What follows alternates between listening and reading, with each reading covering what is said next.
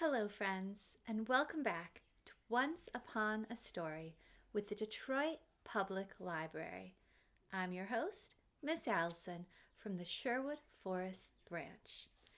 Did you know that when you buy eggs, they're usually in a carton of 12?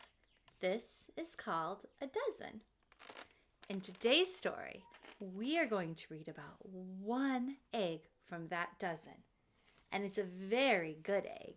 Let's listen in and see what happens in today's Read Aloud, The Good Egg by Jory John and Pete Oswald. The Good Egg. Oh, hello.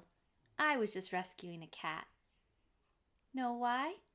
Because I'm a good egg. It's true.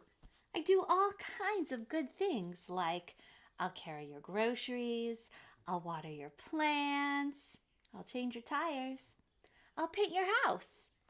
If you need any help whatsoever, I'm your egg. I've always been a good egg.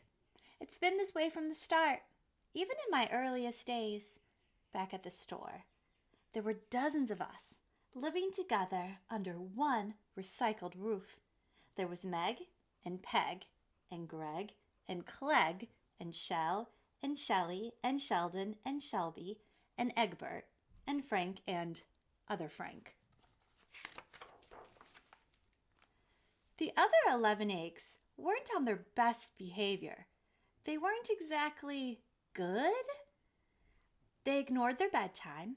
They only ate sugar cereal. They threw tantrums. They cried for no reason. They broke their stuff on purpose. Meanwhile, I tried to take charge. I tried to fix their bad behavior. I tried to keep the peace because I was a good egg.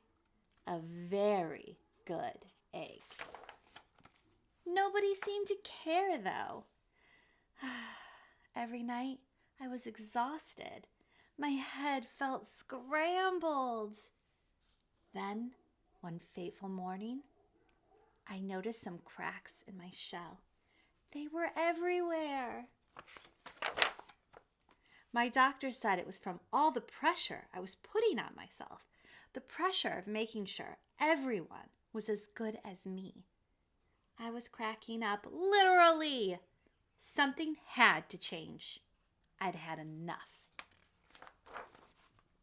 I told Meg and Peg and Greg and Clegg and Shell and Shelley and Sheldon and Shelby and Egbert and Frank and other Frank that I was leaving. I can't be the only egg in a bad carton, I said. Blah, blah, blah, they replied. I left that night. I wandered from town to town. The hours became days. The days became weeks. I lost track of time. I was alone.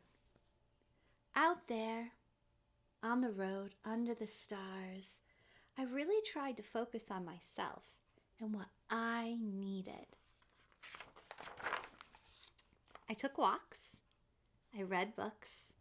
I floated in the river. I wrote in my journal.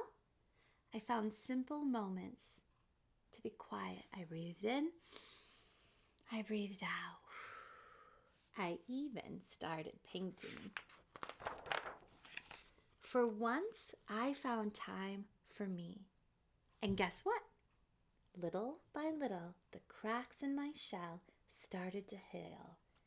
My head no longer felt scrambles.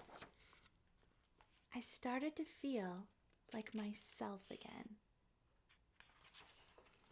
So I made a big decision. I'm returning to my old carton and my friends. Besides, I'm kind of lonely out here. This time, I know what I need to do. I'll try not to worry so much. I'll be good to my fellow eggs while also being good to myself. Here we go. Everybody missed me. I miss them too. Hello, Meg. Howdy, Peg. Hey, Greg. Greetings, Clegg. What's up, Shell? Hola, Shelly. Hey, oh, Sheldon. Hi, Shelby. Good day, Egbert. What's happening, Frank? Howdy do. Other Frank. Sure, every once in a while, somebody's still a little bit bad, but it's not like before. Here's what I realized. The other eggs aren't perfect, and I don't have to be either.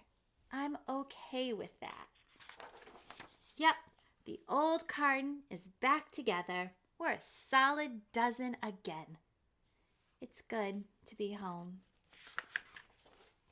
The end. What a great story! Thank you for joining us. Don't forget to check out Miss Emily's egg experiment video that goes along with this book. We hope to see you next time on Once Upon a Story with the Detroit Public Library.